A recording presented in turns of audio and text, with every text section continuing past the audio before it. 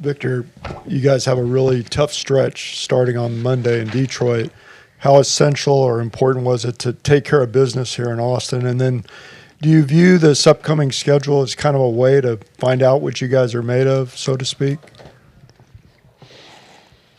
Of course, it's always interesting and better to play the best teams. That's what we work for. But I think, taking one thing at a time, we look at that stretch we just had. It's satisfying, very satisfying. Because as we said before, we've struggled a bit against below 500 teams. So, this stretch is over. Now, on to the next thing. And we're going to take it one game at a time. Vic, I don't want to make too many assumptions, but it looked like you were pretty pleased with that dunk at the start of the fourth quarter. What was the inspiration for that, and did you enjoy it as much as it looked like you enjoyed it? Yeah, of course I enjoyed it. I don't know, man. There's no inspiration. That was just random. I had a lot of time to think about it up there. Victor, when you have a night like this where you impact the game in so many ways, how do you see that fitting into the bigger picture of the player that you're becoming? Excuse me? When you have a night like this where you impact the game in so many ways, how does nights like this fit into the bigger picture of the player that you're becoming?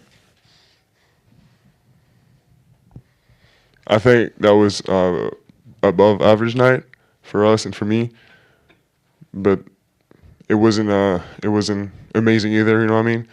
So my goal is to make that the standard. Vic, Maxime right now, I don't know if you're old enough to be a big bro yet because he's only a couple years younger than you, but no. But it seems like he certainly looks up to you. I guess how is it to just have another French player in the league that looks at you as a mentor? I don't know if that's our relationship, but I've known Maxime forever. He's like my brother, so it's not really like a big bro thing. He's older than me, so. And back in France, he was playing older categories than me. He was also playing up, so I'm definitely not his big bro, but he's definitely like a brother to me.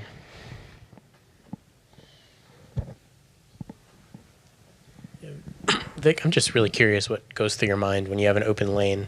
Talking about the dunk earlier, how do you decide that I'm going to do a two-handed windmill, I'm going to do this, or I'm just going to keep it simple? What goes through your head there? One thing that's important is to not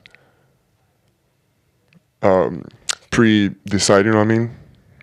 It rarely works because the defense is not this predictable, And when I got an open lane, most of the time I'm on the lookout for huge fouls and trying to find a way to still make the basket, even though I know most of the time they're going to foul.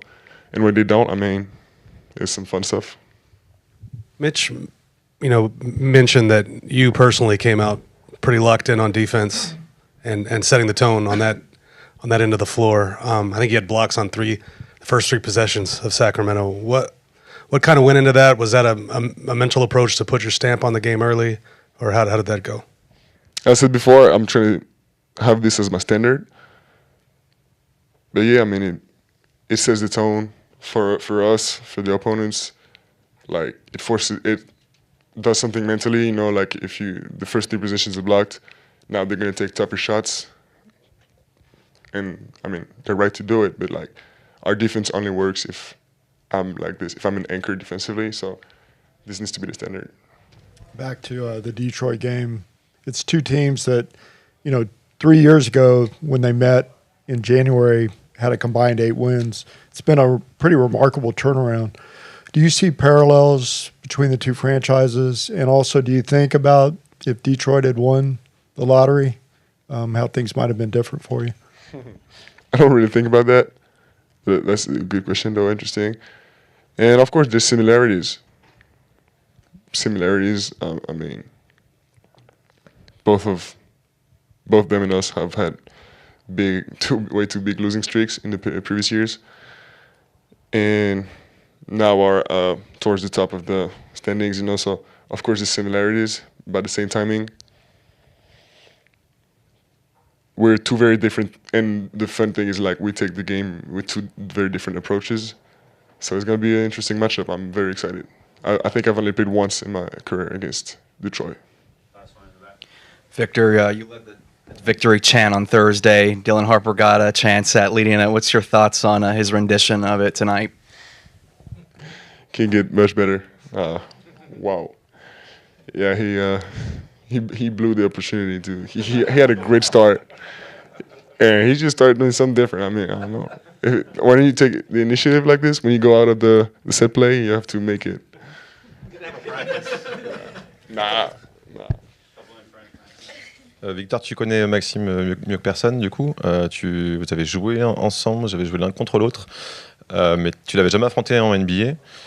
Qu'est-ce que tu penses aujourd'hui du niveau qu'il a atteint, sa progression, et le fait de jouer contre lui? Et est-ce que à quel point tu l'as conseillé aussi dans sa progression, toi qui es aussi passé par là en tant que rookie? Ma première impression, c'est énormément de fierté, déjà. Je crois que la dernière fois qu'on avait joué l'un contre l'autre, c'était en 2018. C'était championnat France U15, la finale. Donc voilà, ça remonte. Mais effectivement, je le connais bien. Voilà, j'aurais adoré qu'on soit dans la même équipe. Mais quand je vois ses performances, j'ai énormément de fierté. Et la première raison, c'est parce qu'il y a des opportunités et il les a toutes prises pour l'instant. Donc c'est un excellent début de carrière. Et j'ai vraiment hâte de voir ce à quoi ça va ressembler dans le futur. En tout cas, je considère ça comme une grande chance de l'avoir dans ma conférence. Juste en dehors du basket, qu'est-ce qui fait que vous avez cliqué aussi rapidement? Est-ce que c'est une question de personnalité? Enfin, qu'est-ce que tu aimes chez lui en fait? Ouais, bien sûr.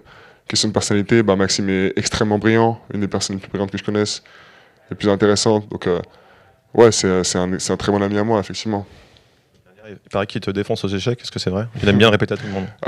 Je pense qu'il est un peu meilleur que moi, mais est-ce qu'il me défonce? Non, je pense pas. On a joué qu'une fois, je crois. Thanks, Vic. Vic was the most popular Maxime in France. Maxime Ducamp.